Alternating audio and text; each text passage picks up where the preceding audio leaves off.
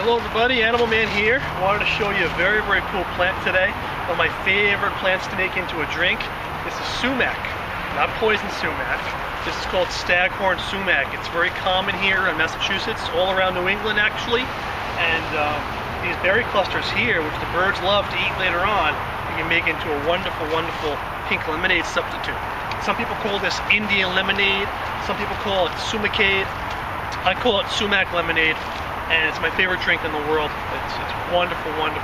It's sour, tangy, and it's got lots of vitamins in there. Very good for you. The only ingredients are these berry clusters here and H2O. That's it, water.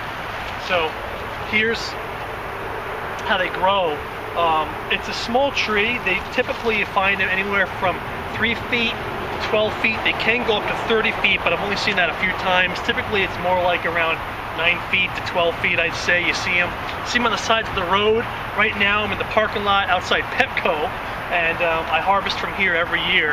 And the cool thing is, I can see where I've harvested in the past, and whenever you break this cluster off, this is at the tip of the branch.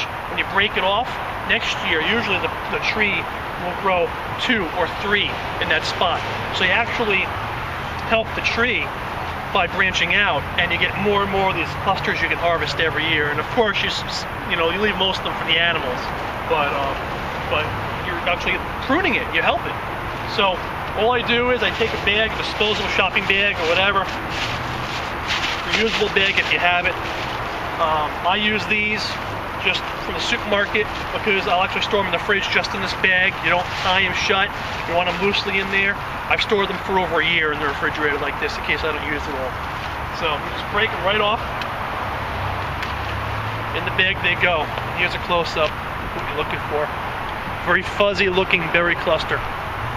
They call this staghorn sumac not because of this, but the tips of the branches when they're growing are fuzzy like a stag's horn in velvet. So that's why it gets the name. But all the branches of the tips are fuzzy, the growing portion is fuzzy. So I'm not going to break everyone off in this area. You pick and choose areas and you do a little here, a little there, like you're pruning the tree. And it's best to do this when it hasn't rained in a few days, because the red stuff in here is this very acidic juice, and that's what's going to flavor our drink. And when it rains out, the rain kind of washes that away. So you want to harvest this where it's been dry for a couple days, preferably. I'm going to do this one. A few over here. And if they're very small, I'll leave them. If they're not fully ripe, I'll leave them. So here's a close-up shot of what we're looking at here. See the berries. Berry cluster, it's all fuzzy. Tip of the branch, I don't know if you can make that out, but it's all fuzzy. And it's got these compound leaves, and the reddish part in the middle, even that's fuzzy. And these are jagged edged. So I'll show you how I just snap that right off, give it a little twist, off it comes in the bag. Typically I'll collect 6 of them to make about a gallon of this drink. But it depends on the size of the berry heads. It also depends if it's rained. Depends on a lot of things, but on average I'd say 6. Snap. So we're back at home, and I'm going to show you how to make this sumac lemonade now. So you get a big bowl. It can be a pot, it can be a bowl. This is just a mixing bowl, glass mixing bowl, so you can see what I'm doing. And get your berries, and I'm going to put probably, they look a little light, so I'll put 7 of them in there. The darker they are, the more of that acid is in it, so you don't need as many. 6. And you fill it up with cold water, no heating needed, no heating allowed actually. No heating allowed. Fill it up all the way to the top.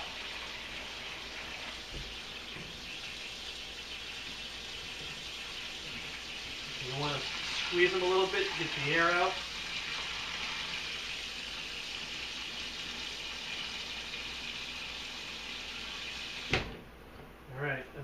usually do is I stick something over the top to push them down so they're in the water the whole time. And I take like the lid of a pot upside down, stick it right on there, keep them in there. Let them soak for about a half hour, 45 minutes that way. And then what happens, and presto, bada bing, cooking show magic. This one's been sitting for a half hour. So we can check and see how it looks. And I take kind of a clear cup or a glass, and you put some of the water in there. It should be pink. It should look like pink lemonade. And it does. If you can see that. So that's your indicator we got a good batch. So I'm going to grab the trash. I'm going to get these out of there.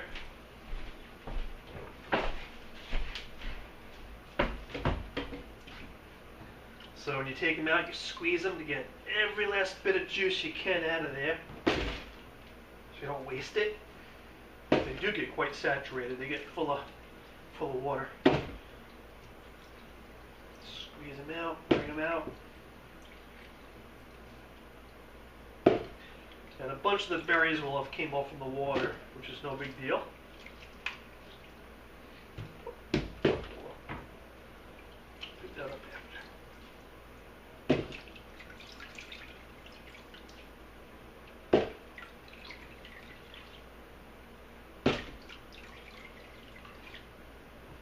So this ends up giving you about a gallon.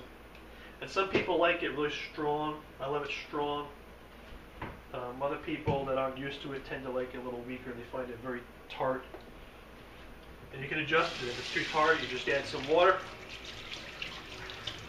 No big deal.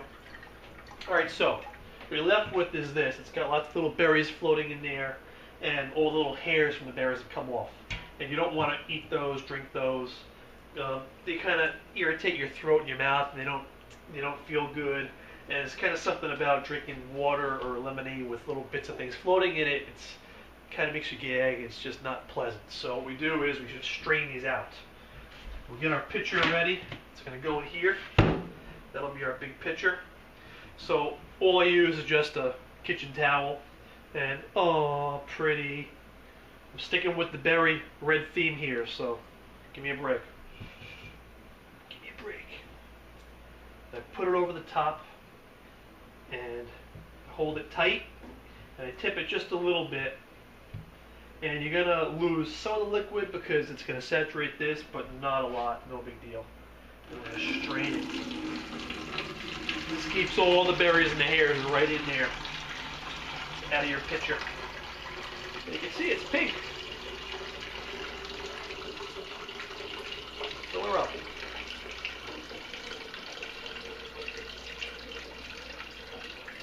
And then once you've got it in this pitcher, it's done. You keep it in the fridge like regular lemonade until you want it. You can see it's a little over half full.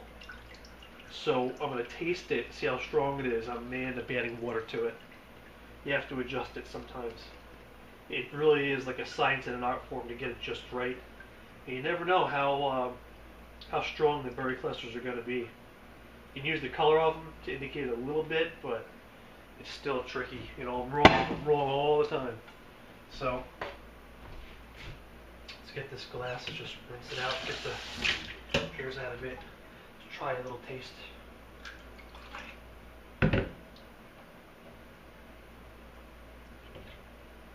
So yeah, it's super strong, so you can add some. Which will give us more lemonade, so that's cool. And you can try it again. Until it's just how you like it, until it's just right. I think that's good. So put the top on, enjoy. So hope you guys enjoyed learning how to make the sumac lemonade, one of my summertime favorites. And have a great day. Thank you.